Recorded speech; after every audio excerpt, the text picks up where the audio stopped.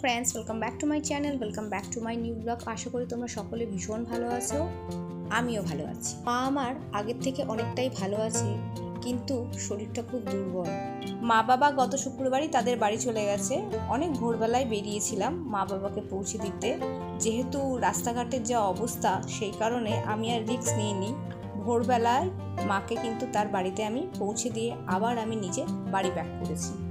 সময় কিভাবে বয়ে যায়, দেখতে দেখতে পুজোও চলে আসছে, কিন্তু সেই আনন্দটা এবার আর খুঁজে পাচ্ছি না। মনের ভেতরে চাপা একটা কষ্ট।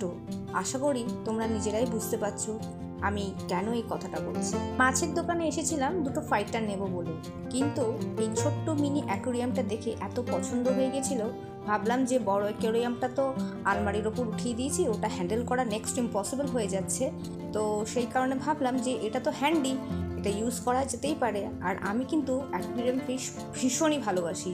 যারা আমার খুব ক্লোজ, যারা আমার খুব চেনা, যারা আমার কাছ থেকে দেখেছে, তারা খুব ভালো করে জানে আমি কতটা অ্যাকোরিয়াম ফিশ ভালোবাসি। ইভেন কি ইন্দ্রনীলও কিন্তু আমাকে এ ব্যাপারে ভীষণ সাপোর্ট করে।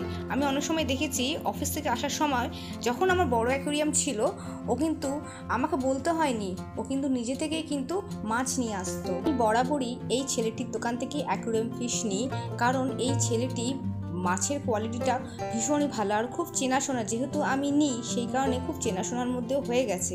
তো যেহেতু আমি ছোট্ট মিনি অ্যাকোরিয়াম নিচ্ছি, সেই কারণে এই যে ছোট ছোট লাল মাছগুলো দেখতে পাচ্ছ, ওরকম 4টে নিয়েছি। নামটা বলেছিল, এখন আমার ঠিক মনে পড়ছে না এই লাল মাছগুলোর নাম কি। তো ওকে জিজ্ঞাসা করেছিলাম আমি যে হার্ড ওয়াটারে চলবে কিনা, বলছে হ্যাঁ হার্ড ওয়াটারে চলে যাবে, কোনো সমস্যা নেই। তো এই হলো অ্যাকোরিয়ামটার ফাইনাল লুক। ও আমাকে এটা বিক্রি করবার আগে ভালো করে নিজে রিচেক করে নিচ্ছে যে কোনো প্রবলেম আছে কি না। তো দেখলো যে অল ক্লিয়ার। তো আমাকে নিজেও দেখতে বললো যে দিদি তুমি দেখে নাও ঠিকঠাক সব কিছু আছে কি না। তো আমিও নিজে দেখে নিলাম, সবই ঠিকঠাক আছে। ওকে আমি নিজেও বলেছি যে তুমি বাবা একবারে ফিট করে দাও, যাতে বাড়িতে গিয়ে আমি প্লাগের সুইচটা দিতে পারি, ব্যাস, আর আমার যাতে খাটতে না হয়। তো আমি যেভাবে বলেছি ছেলেটি ঠিক সেভাবেই অ্যাকোরিয়ামটা আমাকে সাজিয়ে দিয়েছে।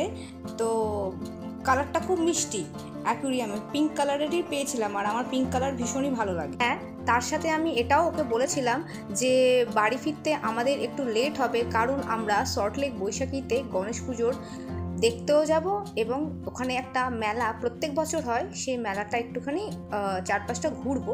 তো সেই কারণে একটু ভালো করে যাতে প্যাক করে দেয়, মাছগুলো যাতে ভালো থাকে, তরতাজা থাকে। তো ওর ঠিক সেভাবেই আমাকে মাছগুলো প্যাক করে দিয়েছিল। আর বলা উচিত নয়, ছিল মাছগুলো ভালোভাবেই ছিল। অবশ্যই আমি তোমাদেরকে সেগুলো সব কিছু শেয়ার করব, কিন্তু তার আগে একবার চলো আমার সাথে একটু সল্টলেক বৈশাখীটা ঘুরে এসো। ছুটির দিন বলে রাস্তায় বেশ ভিড় ছিল, আর এটা হলো সল্টলেক বৈশাখীর গণেশ পুজো। তো ভালোই লোক হয়েছিল, আর ঠাকুরটা কিন্তু বেশ সুন্দর হয়েছিল দেখতে। ওই যে দেখে নাও, তোমরা নিজেরাও দর্শন করো।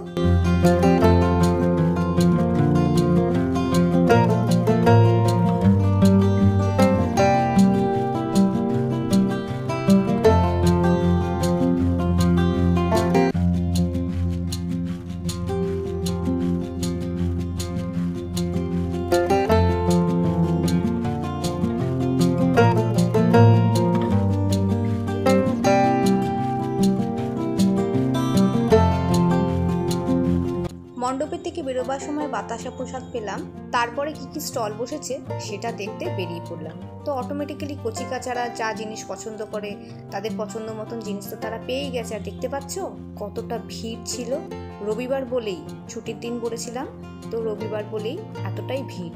কিন্তু সামথিং মিসিং, এই যে পুজো পুজো আসা, সেই গন্ধটা কিন্তু পাওয়া যাচ্ছিল না। আমি পার্সোনালি আমার কথাই বলছি। বৈশাখীতে এই মেলাটা বেশ অনেক দিন থাকে, তো এখনও সব স্টল ওপেন হয়নি।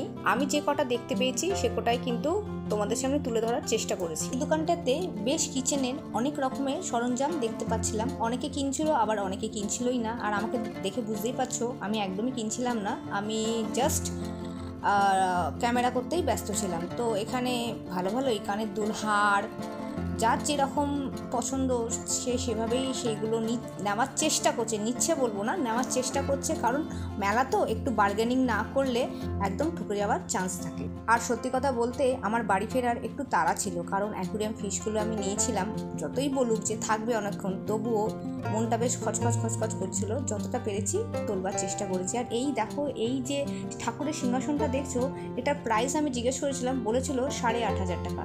দামটা শুনেই আমি ব্যাক করে গেছি, কারণ আমার দামটা ঠিক সুটেবল বলে মনে হয়নি, এই দামটা আরেকটু কম হওয়ার কথা। তো যাই হোক, যখন নেব না তাদের সাথে কথা বলে তো লাভ নেই, তো সামনের দিকে এগিয়ে চলাটাই বেটার। তো এখানে অনেক রকমের আচার ছিল, আমাকে ইন্দ্রনীল বলছিল, আমি আর আচারের কথা আর বলিনি, তখন মনে হচ্ছিল কতক্ষণে বাড়ি যাব, কতক্ষণে আমি অ্যাকুরিয়ামের মধ্যে মাছগুলো ঢালবো, এটাই বারবার মনে পড়ছিল। তো যেহেতু এই মেলাটা বেশ অনেক দিন থাকবে, তো যদি কোনো সময় সুযোগ হয় নিশ্চয়ই মেলাতে যাব। আর হয়তো এই শ্যুটটা আমি আর করব না, কারণ এখনই আমি দেখিয়ে দিচ্ছি। তবে হ্যাঁ, মেলায় যদি যাই, যদি কিছু জিনিস কিনি, নিশ্চয়ই তোমাদের সাথে সেটা আমি অবশ্যই শেয়ার করব। মেলার ওখান থেকে 6টা রুটি কিনে তারপরে বাড়ির দিকে রওনা দিলাম। আর এই যে দেখো সাইডে এই ফুচকাগুলো দেখছো, এরা কিন্তু পার্মানেন্টলি এখানেই 12 মাস বসে, পার্টিকুলারলি মেলা বলে নয়। এই গণেশ ঠাকুরটা আমার সল্টলেকের শ্বশুরবাড়ি পাড়ায় বেশ ভালো টাইমে আমার কাছে এসছিল, তো ভাবলাম তোমাদের সাথেই শেয়ার করি।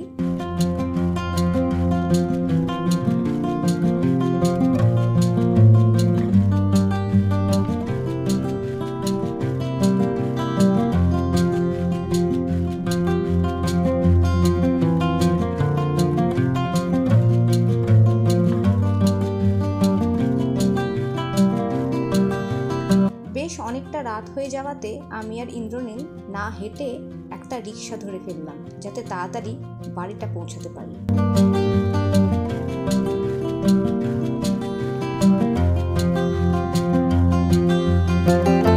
বাড়ি ফিরেই একটু ফ্রেশ হয়ে নিজের কাছে লেগে পড়েছিলাম।